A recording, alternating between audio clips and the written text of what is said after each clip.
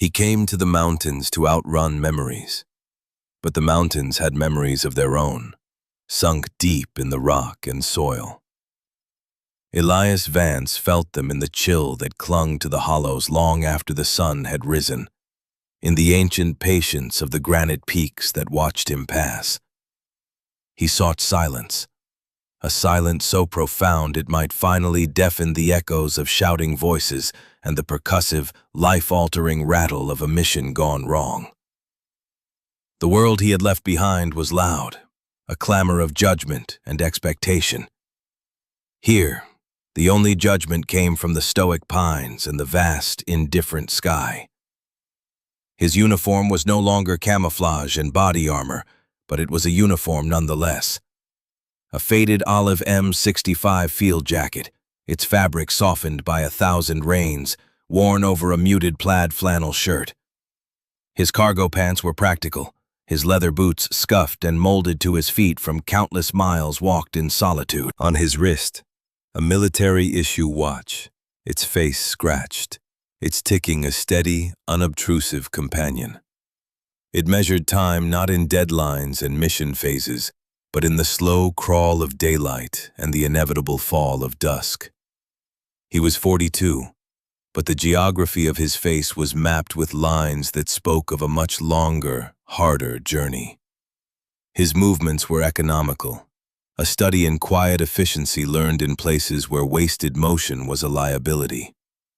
He was a man attempting to become a ghost, to leave no trace, but the past was a stubborn shadow that followed him everywhere. He was not entirely alone. By his side, moving with a fluid grace that belied his age, was Ghost. The German shepherd was a veteran too, his time served in the same dusty, sun-scorched landscapes that haunted Elias's dreams. Ghost's muzzle was a distinguished silver gray, a testament to his years, but his eyes were as sharp and intelligent as ever. He was not a pet. He was a partner.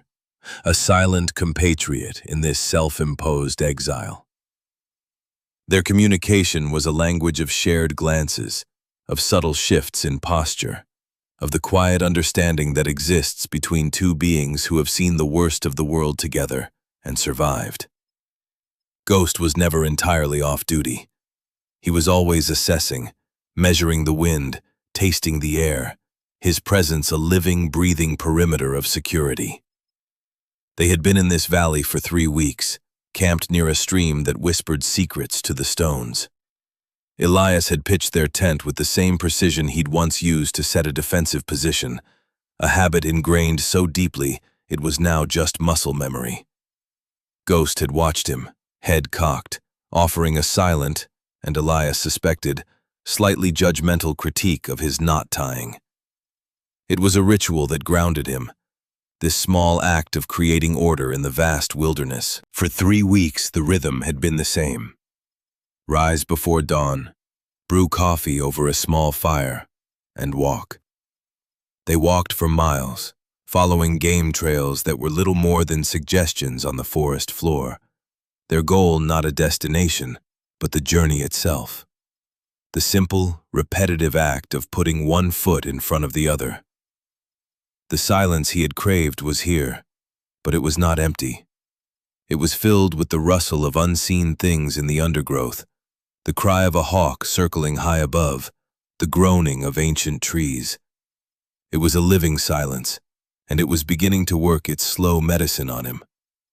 The sharp edges of his memories were starting to soften, the faces of the men he'd lost blurring just enough to let him breathe. It was on a Tuesday, by the relentless, impartial accounting of his watch, that the rhythm broke. They were following the path of the old logging road that snaked its way up the western slope of the valley. It was overgrown, in places nearly reclaimed by the forest, but its bones were still there. They came to a gully, a deep, rocky scar in the earth carved by spring melts over a century. Spanning it was a bridge, or what was left of one. Its main supports were massive, creosote-soaked timbers, but the decking was a patchwork of weathered planks, many of them warped or missing entirely. It sagged in the middle, looking like a tired old man taking a deep, final breath. Elias stopped at the edge, assessing it with a practiced eye. It was old, neglected, but the main timbers looked sound enough to hold his weight. He'd crossed worse. He took a step forward, his boot testing the first plank. It held. He glanced back at Ghost, expecting the dog to be right behind him, ready to leap the gaps with an easy confidence. But Ghost was not behind him.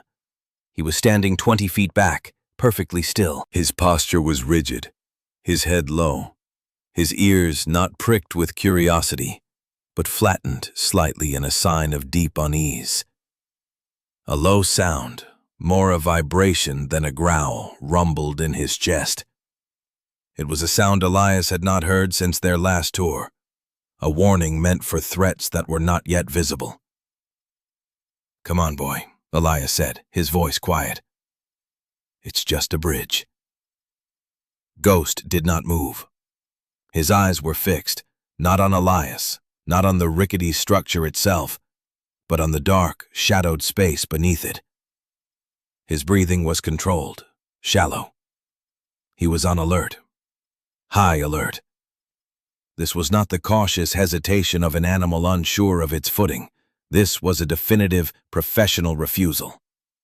This was an operator telling his partner, "We do not proceed." Elias felt a familiar prickle on the back of his neck.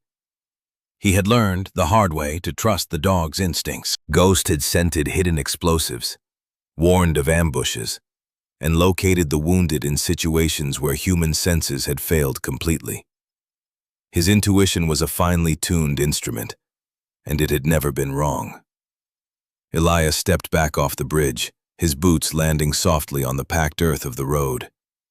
He walked back to Ghost and knelt, running a hand down the dog's powerful back. The muscles there were coiled tight as springs. "What is it?" he murmured, following the dog's intense gaze. He saw nothing but deep shadows, a tangle of ferns, and the damp, dark earth of the gully floor.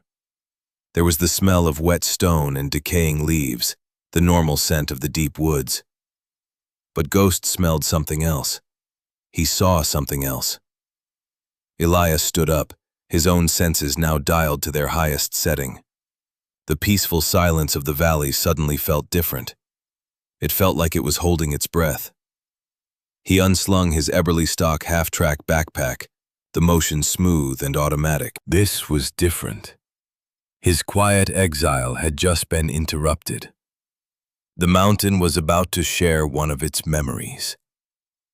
He left the pack with Ghost, a silent command for the dog to stay and watch.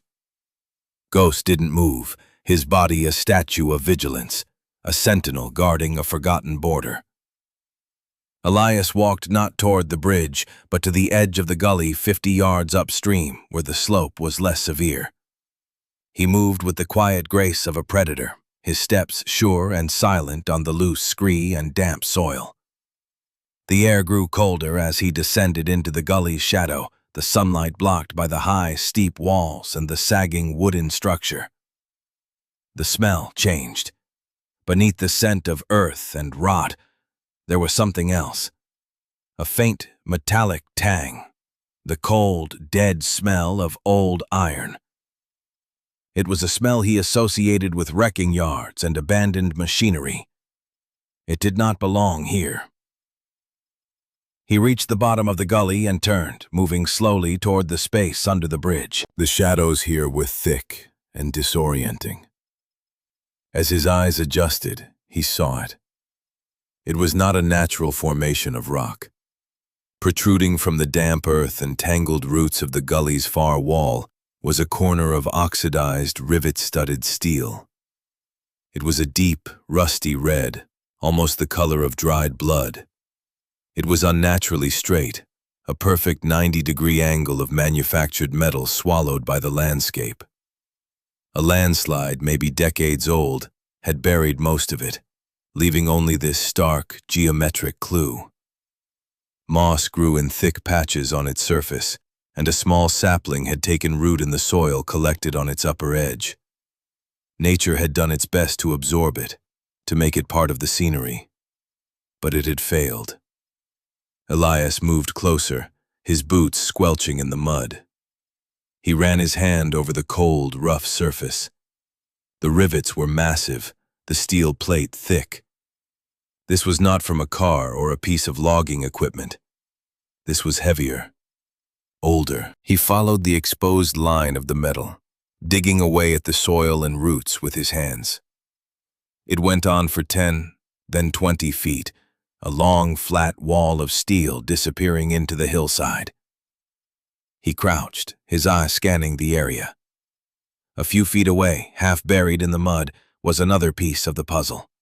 A single, flanged wheel, thick with rust, attached to a section of axle. He stopped. His breathing was steady, but his mind was racing, assembling the pieces. The straight, high wall of steel, the flanged wheel, the old logging road above, which wasn't just a logging road. He looked at the perfectly graded, unnaturally straight path it cut through the forest. It was a railway bed. And this was a rail car. A train car, buried in the side of a ravine, hidden beneath a bridge that no one used anymore. He stood and looked up at the bridge. It hadn't been built just to get loggers across a gully. It had been built to hide this. The placement was too perfect. It spanned the exact point where the car was buried, its heavy timbers and shadowed underbelly providing a permanent roof of obscurity. Whoever put the car here, or whoever found it after the landslide, had wanted it to stay lost. He scrambled back up the slope to Ghost. The dog was still in the exact same position, but the low growl had ceased. He whined softly as Elias approached, a question in the sound. "You were right, boy," Elias said, his voice a low rasp. He picked up his pack and slung it over his shoulder. "You were right." He looked back toward the bridge, his gaze distant. He had come here seeking nothing, wanting only to be left alone. But something had found him. A secret kept by the earth itself, pointed out by the unerring instinct of his only companion. The memory he was trying to outrun was his own failure, a failure of duty, a moment when he had followed orders and it had cost a good man his life. Now, a new duty had presented itself. The dead have stories, and the lost have a right to be found. The silence he had sought was over. A new, much older silence was asking to be broken. Elias spent the rest of the day in methodical observation. He didn't touch the rail car again. Instead, he circled the site, his senses mapping the terrain with a discipline that was second nature. He noted the age of the trees growing on the landslide, estimating the slide itself had to be at least 70 or 80 years old. He examined the bridge construction more closely. The main timbers were creosote-treated, typical of railway construction from the early 20th century. But the decking planks were newer, a mix of different woods, suggesting they had been replaced over the years, a shoddy but effective camouflage. He found other signs. Faint traces of a secondary path leading down into the gully, deliberately obscured with deadfall. A single, deeply rusted strand of barbed wire stapled to a tree, its purpose unclear. These were not the random patterns of nature. These were signs of human activity, of intention. Someone had known about this place. Someone had maintained its secrecy. As dusk began to settle, painting the sky in shades of bruised purple and orange, Elias and Ghost returned to their camp. The familiar routine of setting up for the night felt different now. A tension had been introduced into the valley's quiet rhythm. While he prepared a simple meal of dehydrated rations, his mind worked, sifting through the facts. A buried rail car, an abandoned rail line, a bridge built to conceal. This wasn't an accident. An accident gets reported, investigated, salvaged. This was a deliberate burial. The next morning he broke camp. He packed with swift, efficient movements, leaving no trace that he had ever been there. He hid his main pack and non-essential gear in a small, dry cave he'd found a week earlier, a habit from his old life where traveling light and fast was key to survival. He took only his smaller Eboli stock pack, loaded with water, a medical kit, a length of rope, and a few tools. "We're going to town, Ghost," he said. The dog looked up at him, his tail giving a single, slow wag. The trip was a 12-mile hike to the Valley Road, then another 5 miles of walking to the nearest town, a place called Harmony Creek. It was a name that felt like a cruel joke, a small, forgotten town clinging to life at the edge of the national forest, its best days long behind it. Harmony Creek was a collection of a dozen tired-looking buildings lining a single main street. A gas station with one working pump, a diner with a flickering neon sign, a general store, and a squat brick building that housed the post office and the county clerk's office. It was here Elias went. The air inside was thick with the smell of old paper and floor wax. Behind a high wooden counter stood a woman who seemed as solid and rooted as the building itself. She was in her late 50s or early 60s, tall and spare, with gray hair pulled back in a severe bun. Her eyes, magnified by a pair of reading glasses perched on her nose, were sharp and missed nothing. She watched him approach, her expression a neutral mask of professional caution. This was the female authority figure from 1,000 small towns, the keeper of records and the guardian of rules. "Can I help you?" Her voice was clear, no nonsense. "I'm looking for some old maps," Elias began, his own voice quiet, respectful. "Survey maps, land deeds, anything you have for the Blackwood Valley area, from the early part of the last century." She looked him over, taking in the worn jacket, the disciplined posture, the quiet intensity in his eyes. She took in Ghost, who sat perfectly still by the door, a silent, watchful presence. Her gaze lingered on the dog for a moment, before returning to Elias. "That's a broad request, and those are archival records, not for public browsing. What's your interest?" "I'm a historian," Elias lied, the word feeling foreign in his mouth. "Amateur. I'm researching old mining and logging operations in the region." It was a thin cover, but the best he could come up with. The woman, whose nameplate read Martha Gable, county clerk, pushed her glasses up on her nose. She seemed to weigh his words, and him. "Blackwood Valley. There hasn't been anything out there for 80 years. Not since the dam went up and they flooded the lower basin." "That's what I'm interested in," Elias said. "The period just before the flood." Martha Gable was silent for a long moment. She seemed to be having an internal debate. Finally, she gave a curt nod. "The survey maps are in the back. They're fragile. You'll handle them at that table," she said, pointing to a sturdy oak table in the corner. "And the dog waits outside." Elias nodded. "Ghost, stay."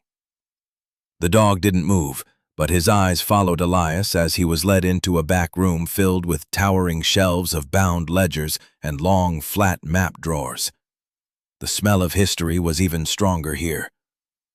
Martha pulled open a wide, shallow drawer with a groan of protest from the old wood. Inside, rolled and yellowed with age, were the maps. For the next 2 hours, Elias carefully unrolled and studied the documents. They were beautiful, hand-drawn things, filled with elegant calligraphy and precise topographical lines. He found what he was looking for on a survey map from 1934. There, snaking through the valley he had just left, was a thin black line marked BV and E rail spur. Blackwood Valley and Eastern. It ran from a now non-existent mining settlement called Redemption, deep in the basin, all the way out to the main line 30 miles east. And its path ran directly through the gully, right where the bridge now stood. "Find what you're looking for?" Martha Gable's voice made him jump. She had moved as silently as he did. "I think so," he said, tapping the rail line on the map. This spur, it was for the redemption mine? And the town, she said, her voice softening slightly. My grandmother grew up there. The whole town was bought out by the Callisto Power Company in '35 to make way for the dam. They moved everyone out before they flooded the basin. Everyone? Elias asked, his eyes on the map. That was the official story, she said. A flicker of something, old anger or sadness in her eyes. Callisto Power was in a hurry. The project was behind schedule. There were always rumors that not everyone wanted to leave, that some of the deals they made weren't entirely fair. She paused, then pointed to a name at the bottom of the map. Surveyor was Arthur Finch. Not this one, his grandfather. The grandson, Arthur Jr., lives just down the road. Still does survey work. Knows more about this valley than anyone. If you're a historian, you should talk to him. She was testing him again, he realized, pushing him towards someone who would know if his story was real. Thank you, Elias said. I will. He found Arthur Finch in a small house cluttered with books, drafting tables, and strange brass and steel instruments. The man himself was a mirror of his home. Slightly stooped, a cloud of white hair, clothes dusted with chalk and ink, but with eyes that burned with a fierce, passionate intelligence. He was the quintessential expert, lost in a world of measurements and forgotten facts. When Elias mentioned the BV&E rail spur, Arthur's eyes lit up. Ah, the redemption line. A fascinating piece of engineering, he exclaimed, pulling a dusty folio from a shelf. My grandfather's first big project. He laid out that entire spur, said it was the hardest job he ever did. The grade was too steep, the rock too unstable. He warned the mining company it was a risk, especially that section through the Blackwood gullies. Prone to landslides, he told them. Arthur unrolled a map, a copy of the one Elias had just seen, but with dozens of handwritten notes in the margins. The company cut corners, of course. They were pulling out silver ore hand over fist and wanted the railway built yesterday. He traced the line with a trembling finger. And then Callisto Power came in. They bought everything. The mine, the town, the railroad. My grandfather always said there was something strange about the evacuation. Strange how? Elias asked, his focus absolute. The timeline, Arthur said, tapping a note on the map. The company claimed the last train out of Redemption, carrying the last of the families and the town records, left on October 12, 1935. But my grandfather's logs show he was still doing final survey checks up there on the 14th. He heard a train whistle that morning coming from deep in the valley. A long, mournful sound, he said. But there wasn't supposed to be a train. He looked up at Elias. Then the first big autumn storm hit. A real monster. Caused a dozen landslides up in the high country. By the time the weather cleared, the company had already sealed the access road. They started flooding the basin a month later. Whatever my grandfather heard, the official record says it never happened. Elias felt a cold certainty settle in his gut. A train that wasn't supposed to be there. A massive storm. A landslide. A company in a hurry to flood the valley and literally bury its history. Mr. Finch, Elias said slowly. If a rail car had been caught in a landslide in one of those gullies, would it be possible to find it? Arthur looked at him, his brow furrowed. Possible, I suppose. You'd need to know exactly where to look, and you'd need a great deal of luck. Why do you ask, Mr. Vance? What kind of history are you really writing? Elias met the old man's gaze. The time for lies was over. The kind that doesn't stay buried, he said. Returning to the site felt like crossing a threshold. The forest was no longer just a place of refuge. It was a place of purpose. He retrieved his gear and made a new camp, this one more concealed, on a high ridge overlooking the gully.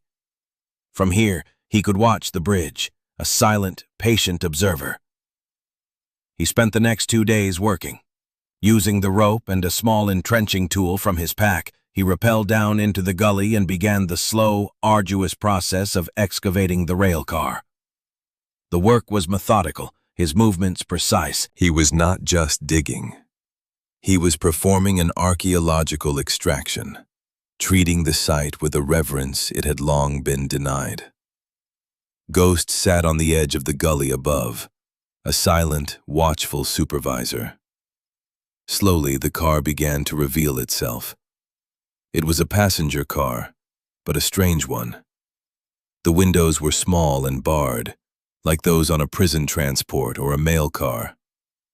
On the peeling paint of its side, beneath the rust and grime, he could just make out faded lettering, U.S. Mail. But below that, stenciled in a different, cruder font, were the initials B.V. and E. It was a repurposed car. The door was jammed, rusted shut and warped by the weight of the earth. It took him the better part of a day, using a pry bar and the full measure of his strength, to force it open. The shriek of tortured metal echoed in the quiet gully, a sound of protest 80 years too late. The air that billowed out was cold and stale, the smell of dust and profound stillness. He used his flashlight, its beam cutting through the darkness. The inside was not what he expected. There were no seats. Instead, the car was lined with shelves, and on those shelves were dozens of wooden crates and metal boxes, all stacked with neat precision. In the center of the car, bolted to the floor, was a large, heavy safe. This was not a passenger car. It wasn't just a mail car. It was a vault, a mobile archive. This was the town of redemption, its memory, its identity. He started with the wooden crates. He pried one open carefully. It was filled with thick, leather-bound ledgers. He opened one. It was a birth and death registry, the entries written in a looping, elegant script. Another crate held property deeds, another held mining assay reports. He moved to the metal boxes. These contained personal effects, stacks of letters tied with faded ribbon, family photographs, a child's worn teddy bear, a tarnished silver locket. It was the entire life of a town, packed up and ready for a journey it never completed. There was no sign of human remains. Whoever had been on this car had gotten off, or they had never been on it in the first place. This car wasn't for people. It was for secrets. He left the safe for last. It was a formidable thing, a black iron beast, but its door was not fully closed. It was ajar by a fraction of an inch, a last desperate act, perhaps, by the person who had locked it. He wedged the pry bar into the gap and threw his weight against it. With a final, groaning complaint, the door swung open. Inside there was only one thing, a single thick envelope made of waxed canvas. His hands trembled slightly as he picked it up. It was surprisingly heavy. He opened the flap. It wasn't paper inside. It was a set of phonograph records, the old, thick 78 RPM kind, each one protected in a heavy paper sleeve. And there was a small, leather-bound journal. He sat on the floor of the cold, dark car and opened the journal. The handwriting was neat, precise. The first entry was dated October 14th, 1935. "The company says we are the last," it began. "They loaded the records, everything. They said the people were all safe. But I saw the faces of the holdouts. I heard the arguments. They are leaving us here with the town's soul, me and Coulson, just to make sure it gets to the junction. A storm is coming. The air feels heavy." Elias's blood ran cold. He knew that name. Coulson. It was the name of the teammate he had been forced to leave behind in a dusty Afghan village, a name that visited him in his darkest hours. It was a coincidence, a cruel trick of fate, but it hit him like a physical blow. He read on, his breath catching in his throat. The journal chronicled the next few hours, the train moving slowly down the treacherous grade, the storm hitting with sudden, brutal force. "The ground is shaking," the last entry read. "Coulson is shouting. A landslide. The line is gone ahead of us. We are trapped." The records. What was on the records? This was the heart of it. The reason someone had gone to such lengths to bury this car and hide its existence. He didn't have a record player, but the sleeves were labeled. Testimony of Jedediah Stone. Testimony of Sarah Gable. Gable, Martha's grandmother. Callisto Land Acquisition Agreements, audio recordings. This wasn't just a town's memory. It was evidence.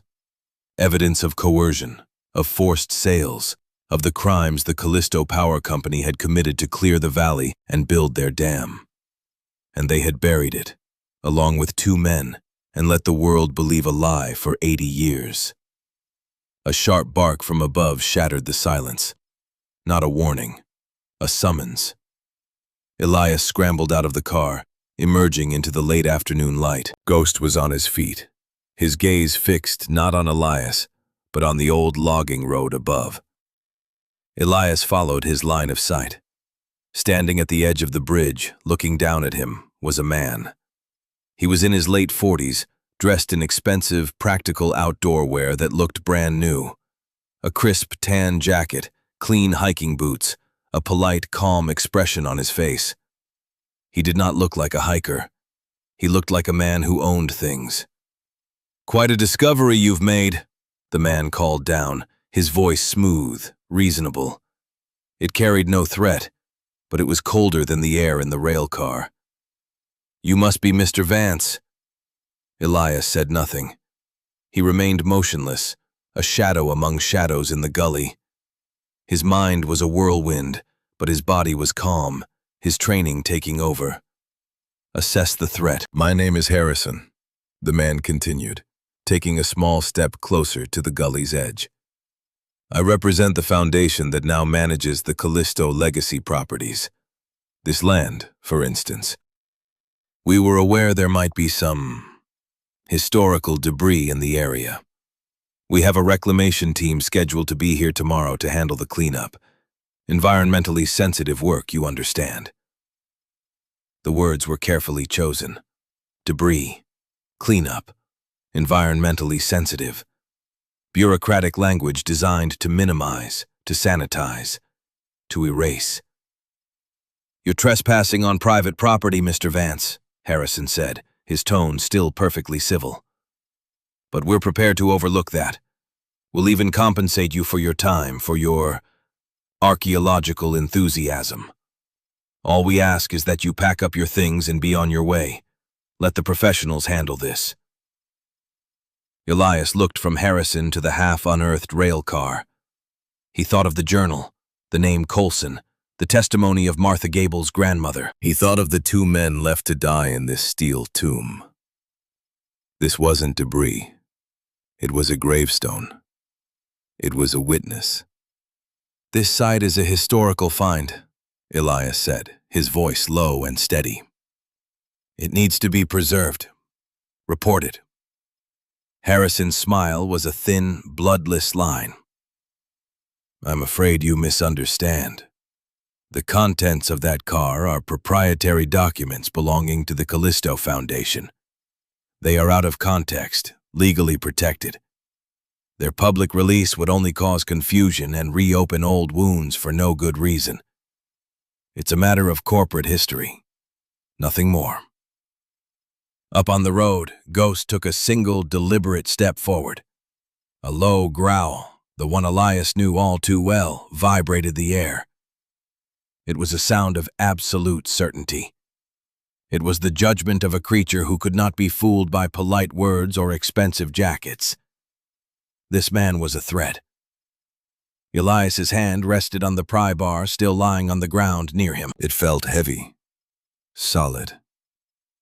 There were men in that car, he said, his voice flat. Their names were in a journal. For the first time, a flicker of annoyance crossed Harrison's calm features. Regrettable industrial accidents occurred in that era. Tragic, but a footnote in the march of progress. We're here to clean up the past, Mr. Vance, not to dwell on it. I strongly suggest you allow us to do that. He pulled out a phone. My team will be here at 800 tomorrow. I expect this area to be clear. He turned and walked away without another word, his back rigid with authority. Elias watched him go. The polite negotiation was over. This was now a standoff. He looked at the rail car, then up at Ghost. The dog was right. He was always right. The mountain had shown him a secret, and now the world had come to take it back. He had a choice to make. He could walk away, back to his solitude, and let Harrison and his cleanup crew erase this history forever. Or he could stay. He could stand his ground. His past was a story of a tactical retreat that felt like a moral surrender.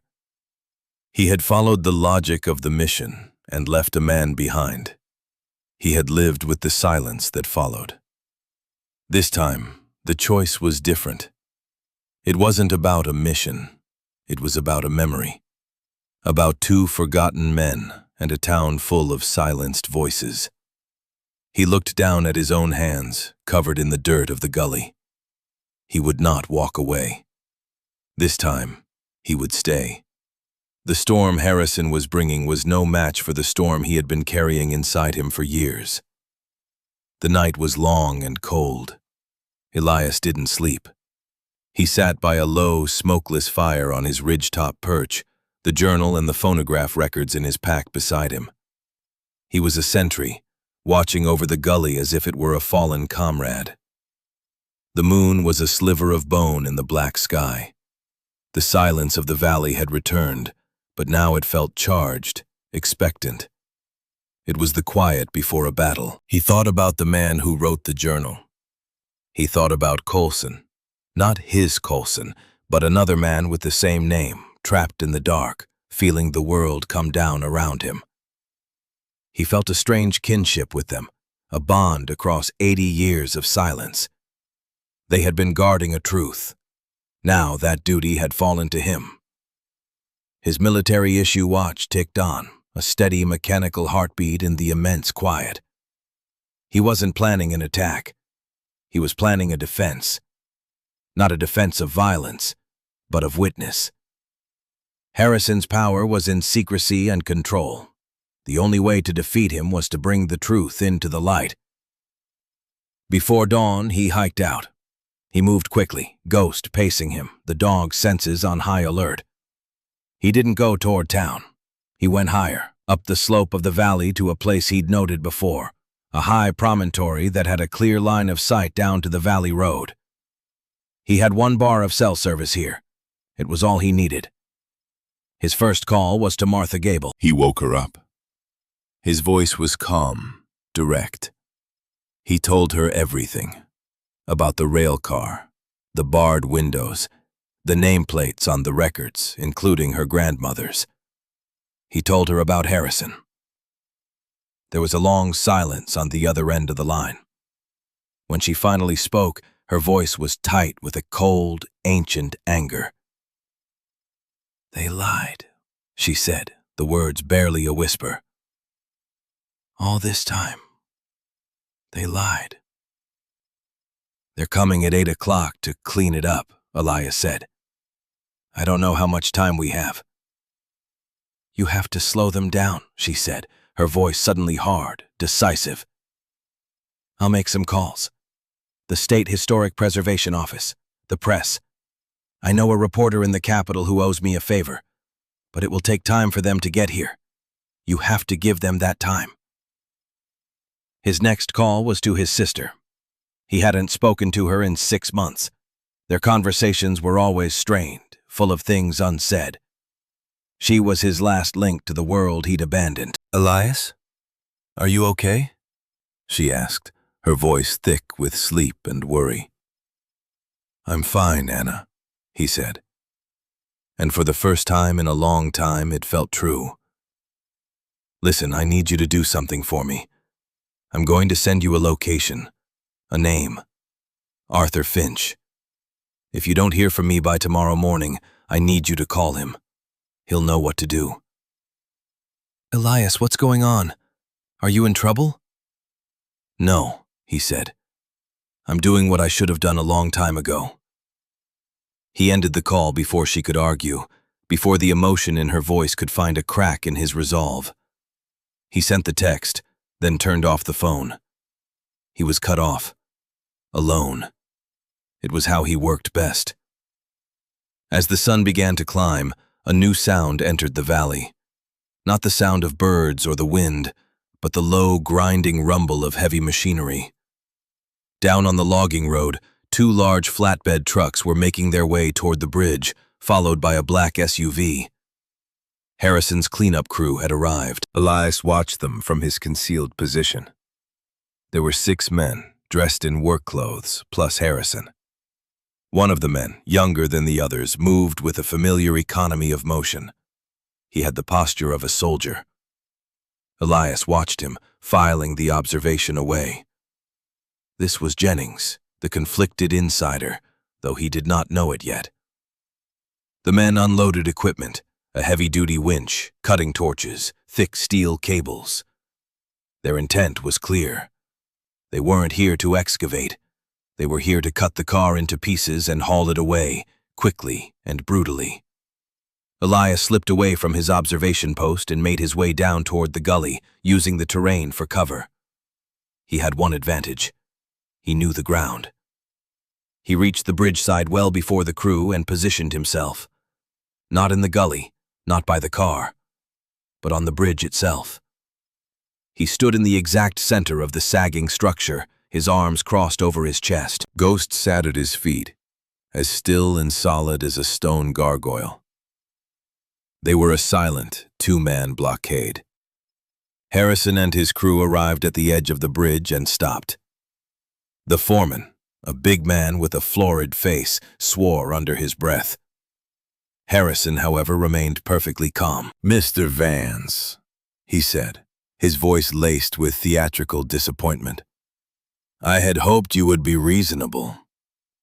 "This bridge isn't safe for heavy equipment," Elias said, his voice carrying easily in the morning air. "The structure is compromised." The foreman laughed, a harsh, grating sound. "We're not taking equipment over it, pal. We're here for what's under it. Now get out of the way." "This is an archaeological site," Elias stated, not moving. "It needs to be protected until the proper authorities can assess it." Harrison sighed. "We are the proper authority here. This is private land, and that is private property. You are interfering with a lawful operation. I'm asking you one last time to step aside."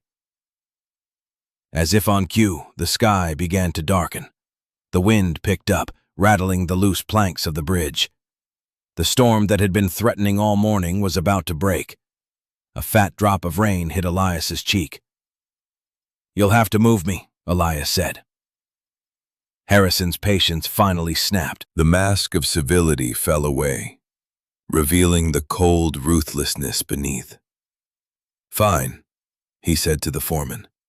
"Get him out of there, and get that dog under control." 2 of the crew members started forward. They were big men, confident in their size. But they hesitated as Ghost rose to his feet. The dog didn't growl, didn't bark. He just stood there, the fur on his back ridged, his teeth bared in a silent, chilling promise. The men stopped. They were willing to fight a man. They were not so sure about fighting this dog. At that moment, the heavens opened. The rain came down not in drops, but in a solid, blinding sheet. The wind howled through the gully, tearing at leaves and loose branches. The world dissolved into a gray chaos of wind and water. The foreman shouted orders that were swallowed by the storm. Harrison yelled into a radio, his face a mask of fury. In the confusion, Elias saw the younger man, the one who moved like a soldier, glance at him. It was a fleeting look, unreadable, but it was there. The crew, spurred on by Harrison's rage, decided to ignore Elias for the moment. They began setting up the winch on the far side of the gully, intending to drag the car out from underneath the bridge. Two men, using ropes, lowered themselves into the slick, muddy ravine to attach the cables. Elias watched, his mind racing.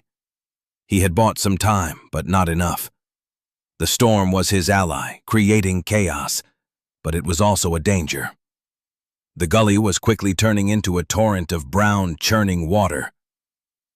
Then he saw it. One of the crewmen below slipped in the mud, his feet going out from under him. He slid down the bank, and a heavy coil of steel cable, dislodged by his fall, tumbled after him. Ghost, who had been watching the men in the gully with fierce intensity, saw the danger. Before Elias could react, the dog launched himself from the bridge. He landed nimbly in the gully, not near the man, but between him and the sliding cable, barking a sharp, percussive warning. He was trying to head it off, to protect the man. It was pure instinct, a protector's instinct, but the ground was too slick. The heavy cable hit a rock, jumped, and its frayed end whipped through the air, catching Ghost across his hindquarters. The dog yelped, a sharp cry of pain that cut through the roar of the storm, and his back legs gave out. He struggled to get up, but his hind leg was twisted at an unnatural angle. He was injured, badly. Elias's world narrowed to that single point in the gully. His dog, his partner, was down, and the water was rising. Harrison was shouting, "Leave the dog! Get the cables attached!" The crewman who had fallen scrambled away, ignoring the animal who had just tried to warn him. In that instant, Elias was no longer in a Tennessee valley. He was back in Afghanistan, crouched behind a low stone wall. Gunfire was cracking overhead. Coulson was on the radio, his voice weak. "I'm hit, Elias. I can't move." And the order was coming through his earpiece. "Leave him. The primary target is escaping. Your objective is the target. Acknowledge." He had acknowledged. He had followed the order. He had left his friend, and the silence that followed had haunted him ever since.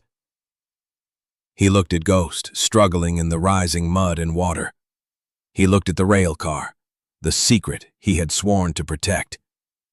He looked at Harrison, his face contorted with impatience. The mission or the man? The objective or the partner? It was the same choice, a different time, a different place, an echo across the years, a test sent by God or the devil, he didn't know which. His decision was instantaneous. There was no debate, no weighing of options. He had failed that test once. He would not fail it again. He vaulted over the side of the bridge, landing in the gully with a force that drove him knee-deep in mud. He ignored the shouts from Harrison, ignored the crew, ignored the prize they were all fighting over. He went to his dog. "I've got you, boy," he whispered, his hands gentle as he assessed the injury. It was a bad break. He couldn't move him easily. The water was swirling around them now, cold and insistent. He had to get him out of the gully floor. He half-lifted, half-dragged the 100-pound animal toward a small ledge a few feet up the gully wall, a place that might offer temporary shelter from the worst of the flash flood. Ghost whimpered, the sound a knife in Elias's heart, but he licked his hand, a gesture of absolute trust. From the corner of his eye, Elias saw the soldierly crewman, Jennings, watching him. Their eyes met for a second across the churning chaos. In that moment, something passed between them. A recognition, a shared understanding of loyalty that transcended jobs and orders. Jennings turned back to the winch. Harrison was screaming at him. "What are you waiting for? Get the hook on that car!"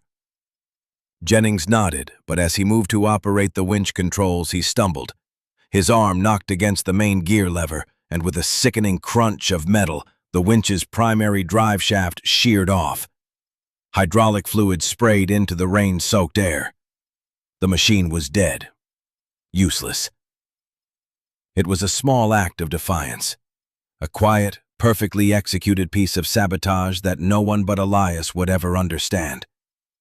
It was Jennings's answer. His choice.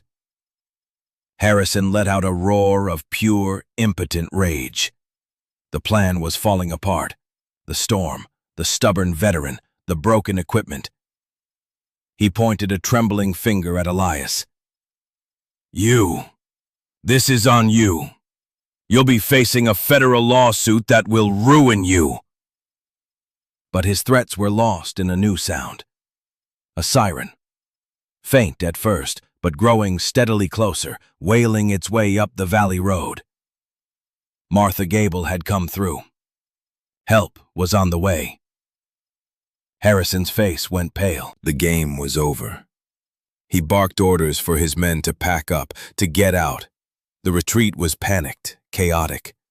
They scrambled back to their trucks, leaving their broken winch and cables behind like wreckage on a battlefield. Within minutes they were gone, their taillights disappearing into the gray curtain of rain. The gully was quiet again, save for the roar of the water and the wind. Elias held Ghost close, shielding him from the worst of the storm. He had made his choice. He had chosen loyalty. He had chosen to stay. And in doing so, he had won. The secret was safe. His partner was alive. The ghosts of Afghanistan, for the first time in a decade, were silent. The morning after the storm was unnaturally bright, the air washed clean. The sky was a deep, cloudless blue. Down in the gully, the water had receded, leaving behind a thick coat of fresh mud on everything. The rail car sat unmoved, its presence now undisputed. It had won. But the scene was different. The area around the bridge was cordoned off with official yellow tape. A state police cruiser was parked on the road, and 2 vehicles from the State Historic Preservation Office were angled behind it. A small group of people, academics and officials, were carefully examining the site from the gully's edge, their voices low and reverent. Martha Gable stood among them, a guardian in a practical raincoat, her arms crossed, her expression one of grim satisfaction. Elias sat a short distance away, near his old campsite.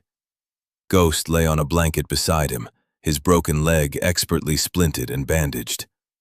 The local vet, a kind man Martha had called in the middle of the night, had driven out and met them on the road. He'd confirmed the break was clean and would heal. He'd given Ghost a sedative, and the dog was now sleeping peacefully, his breathing deep and regular. A state trooper had taken Elias's statement. He'd told the truth, a simple, unadorned version of the facts. He left out Jennings's small act of sabotage. That was a soldier's secret, to be kept between them. He saw Harrison's black SUV being towed out of a ditch a mile down the road. The man himself was standing beside a police car, his expensive jacket stained with mud, his face a mask of defeated fury. He was no longer a polite threat. He was just a man stripped of his power, about to be buried in a landslide of legal and historical consequence. Elias felt a strange sense of peace.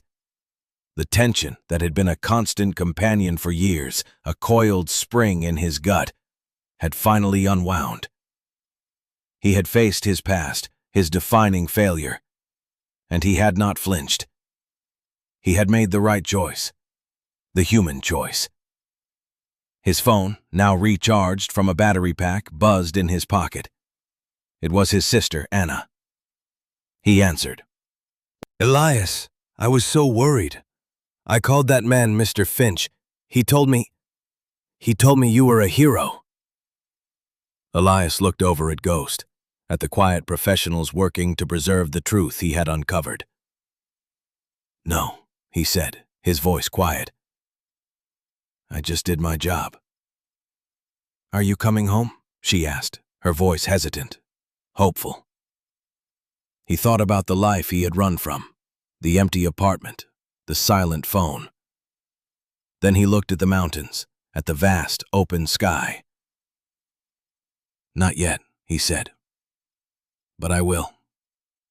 Soon." It was a promise, not just to her, but to himself. A promise of reconnection. He was no longer in exile. He was just here. And for the first time, here felt like a place he could be. Later that day, Martha Gable walked over to him. She handed him a thermos of hot coffee. "The state has officially declared this an archaeological and historical site," she said. "They're bringing in a team from the university. The Callisto Foundation has issued a statement claiming they were unaware of the specifics of the site. Their lawyers are having a very bad day." "What about the records?" Elias asked. "The recordings?"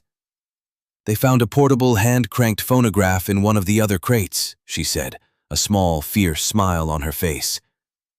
"We listened to the first one. It was my grandmother. Her voice, after all these years. She was describing how the company threatened to seize her land for pennies on the dollar if she didn't sign." She looked toward the gully, her eyes shining. "You didn't just find a train car, Mr. Vance. You gave these people their voices back. You gave my family back its truth." He didn't know what to say. He just nodded. "The preservation office needs a site manager," she continued, her gaze direct. "Someone to stay here, on site, to protect it during the initial survey. Someone who knows the land and who respects the dead. It pays a small stipend, but it comes with a place to stay." Elias looked at Ghost, then at the mountains that had become his sanctuary. He had come here to be alone, to disappear. But the mountain had given him a new purpose. Not to run, but to guard. Not to forget, but to remember. "I think we could do that," he said. "The epilogue of a battle is not always silence. Sometimes it is the quiet sound of work beginning." In the weeks that followed, the gully became a place of careful, meticulous activity. The university team arrived, their hushed tones and delicate tools a stark contrast to the brutal efficiency of Harrison's crew. They treated the rail car not as scrap metal, but as a shrine. Elias stayed. He and Ghost moved into the small, rustic cabin that came with his new job as site warden. It was a simple place, with a stone fireplace and a porch that looked out over the valley. He watched the historians and archaeologists work, a silent, steady presence on the edge of their activity. He was the guardian of the memory, the keeper of the quiet. He didn't have to outrun his past anymore. He had met it in that gully, in the heart of the storm, and he had made peace with it. The choice to save Ghost had not erased the choice he'd made in Afghanistan, but it had balanced the scales. It had proven to him that the man who had followed a terrible order was not the only man he was. He was also the man who would abandon everything for loyalty, for a single, trusting companion. Redemption, he was learning, wasn't a single grand act.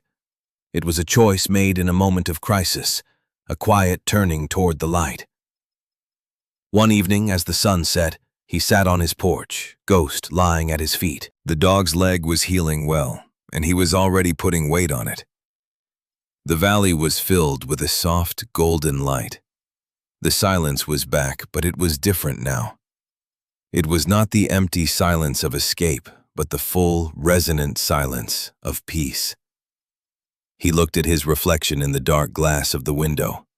He saw the lines on his face, the gray at his temples.